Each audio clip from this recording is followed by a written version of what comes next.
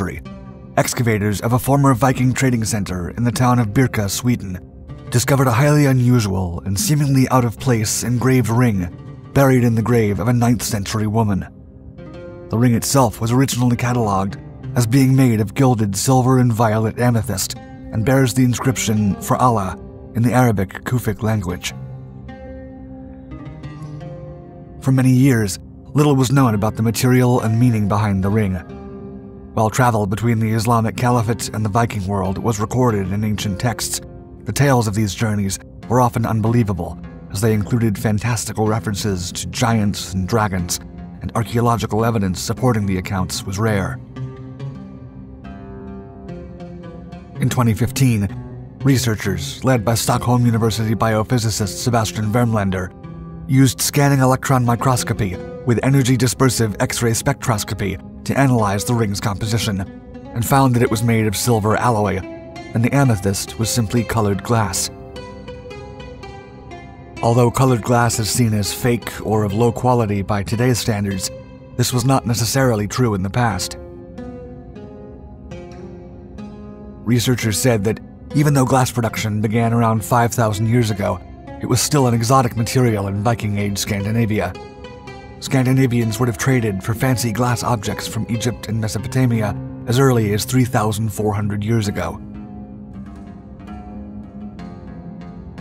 More significantly, the researchers found no trace of the gold that had been assumed to coat the ring, along with significant filing marks. The file marks showed that there had not been much wear to the ring, and the team concluded that the ring must have been passed directly from an Arabic silversmith to the buried woman. The owner of the ring was found wearing traditional Scandinavian clothing, but researchers couldn't determine her ethnicity due to the decomposed state of the bones in the grave.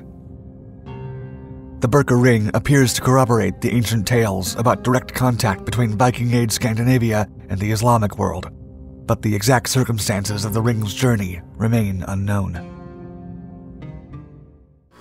During the Battle of Stamford Bridge in 1066, English legend tells of a single, crazed, axe-wielding Viking who held an entire army at bay, maintaining a position in the middle of a bridge until he was speared from beneath by an English soldier floating down the river.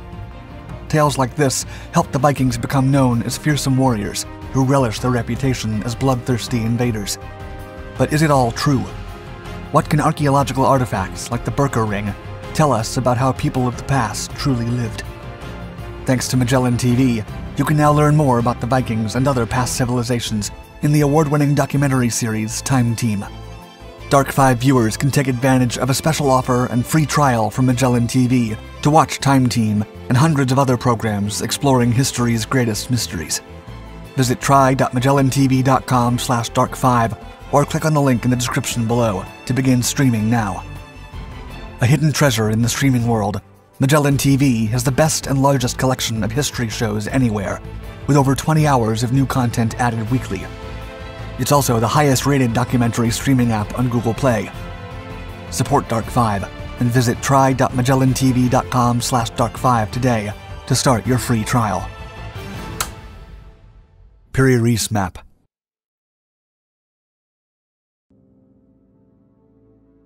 In 1929, archaeological director Halil Edem combed through the basement of Topkapi Palace in Turkey, looking for old maps at the request of German theologian Gustav Adolf Deissmann. Deissmann had been commissioned by the Turkish Ministry of Education to catalog the palace's non-Islamic items, and while Edem was looking, he serendipitously discovered a mysterious artifact. He found a gazelle skin parchment with a small map inked on it, although only a fraction of it remained. It was ultimately named the Piri Reis Map, and was found to be drawn from 20 different sources by Ottoman Turkish cartographer Ahmed Muhiddin Piri in 1513. Most notably, it was claimed that one of the map's original sources was a lost hand-drawn map created by Christopher Columbus and left to Piri by his uncle, who had personally sailed with the explorer. Not only did the Piri Reis Map include unusually accurate annotations and depictions of the Azores, Canary Islands, Atlantic Islands, and Japan, but Deissmann was amazed to find it included what seemed to be a depiction of Antarctica, centuries before it was officially discovered in 1773.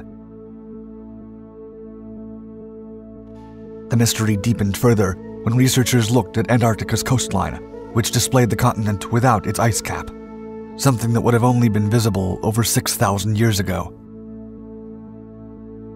In 1965, University of New Hampshire professor Charles Hapgood scrutinized the map with several of his students and found another strange map feature.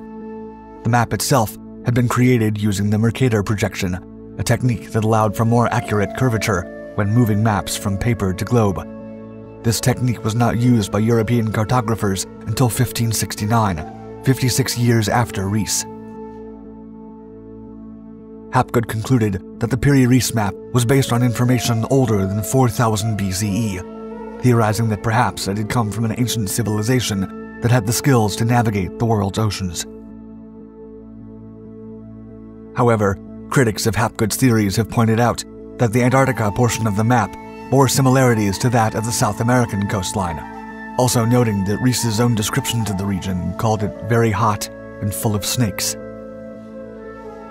The debate regarding the map's origins continues to this day.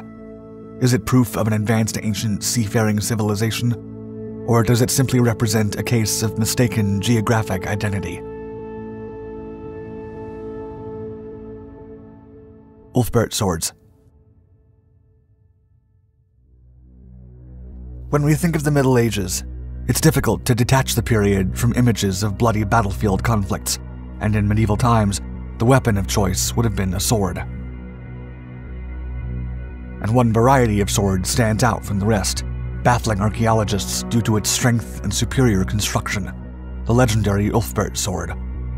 Largely associated with Vikings, only 170 examples of Ulfbert swords have been found, each dated between 800 and 1000 AD. One feature of the Ulfbert that has confounded archaeologists is the metal they were made from.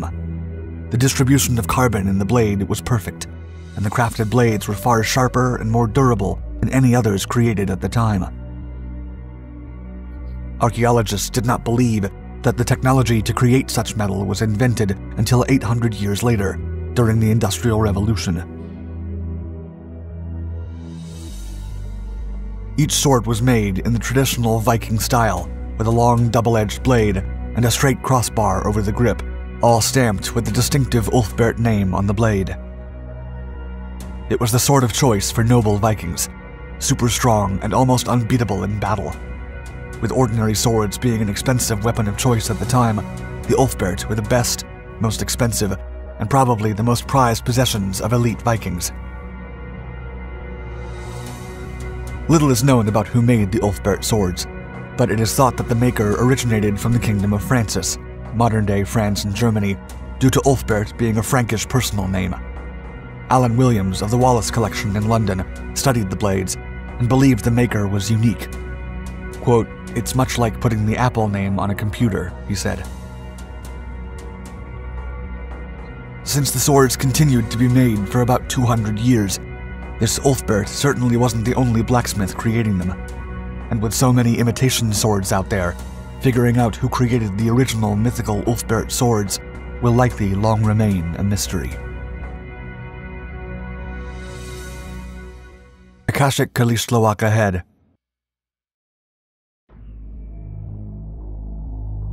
The Takashic Kalishtlawaka Roman head was discovered by Jose Garcia Payon in 1933 while excavating a burial site within the Matlatzinca city of Tecashik in Colombia. The Roman bust was found amongst an abundance of other artifacts, including gold, turquoise, crystal, and pottery. It was buried 3 floors beneath a sacred pyramidal structure and appeared undisturbed, dating between 1476 and 1510 AD. These dates mean the bust had been there before the Spanish conquest of Mexico in 1519, begging the question of how it could have possibly got there. In 1995, the head was sent to Germany for scientific thermoluminescence testing that determined a production date between 184 BC and 618 AD. Dating was further narrowed down to specifically the 2nd century AD by Bernard André of the German Institute of Archaeology in Rome, who said, quote, "The head is without any doubt Roman, and the lab analysis has confirmed that it is ancient. The stylistic examination tells us more precisely that it is a Roman work from around the 2nd century AD, and the hairstyle and the shape of the beard present the typical traits of the Severian emperor's period, 193 to 235 AD, exactly in the fashion of the epoch. Assuming that the head is authentic, there are a few different theories on how it found its way into the grave. The first theory is that it was a hoax. According to an informal declaration by Paul Schmidt, an archaeologist at UNAM, the head was planted in the site by a participating archaeologist, Hugo Moedano, attempting to play a practical joke on Garcia Payon.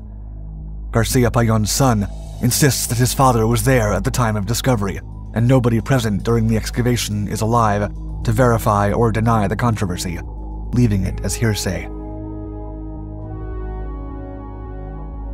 Another theory looks at the neighboring islands of the Caribbean, which had been colonized since the late 15th century. Although the conquistadors had not made it to the Mexican mainland until 1519, these islands, as well as mainland coastal regions of Honduras to Panama, had been colonized. It is possible that the piece had been brought from Europe and traded with the indigenous people, eventually making its way down to Calixtlahuaca. The final theory looks a lot closer to home, and suggests that although the bust bears the resemblance to a 3rd century Roman emperor, there's plenty of Mesoamerican artwork that features European or Persian-looking bearded men. To date, there has not been any conclusive evidence of whether the head of Calixtlahuaca is a Roman creation or the imaginative work of a Mesoamerican artist. Kensington Runestone.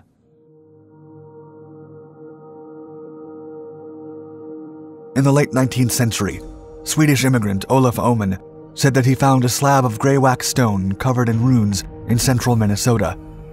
He reported that he unearthed the stone from a field in the largely rural township of Solem when he was clearing land before plowing. It was named after the nearest settlement, Kensington.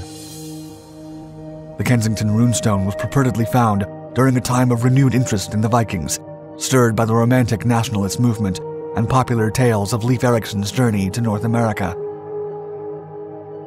Political friction between Norway and Sweden at the time resulted in some Norwegians claiming the stone was a Swedish hoax, and more than coincidental that the stone was found among Scandinavian newcomers in Minnesota.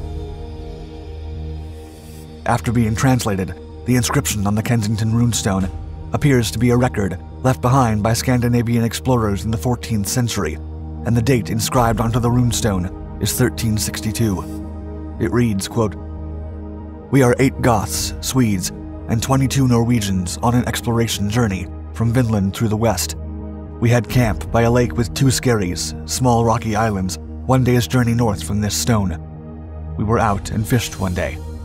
After we came home, we found 10 of our men red with blood and dead. AVM, Ave Virgo Maria, or Hail Virgin Mary. Save us from evil. We have 10 of our party by the sea to look after our ships, 14 days' journey from this island. Year 1362. A copy of the inscription was sent to the University of Minnesota, where it was declared to be a forgery. Further copies were sent on to linguists and historians in Scandinavia, who, quote, unanimously pronounced the Kensington inscription a fraud and forgery of recent date. The writing and language of the text are questionable. Experts first analyzed the runic writing in 1899. They dismissed it as a fake, citing too many discrepancies in form and vocabulary from the known language of 14th century Scandinavia. Most experts since then have agreed. So who was responsible for the alleged hoax? The most obvious answer is Olof Oman. Although he had little education, Oman owned a small library that included information about runes. He was also reported to have a dislike of academics, so he may have enjoyed trying to fool them. Definitive answers have so far proved beyond reach.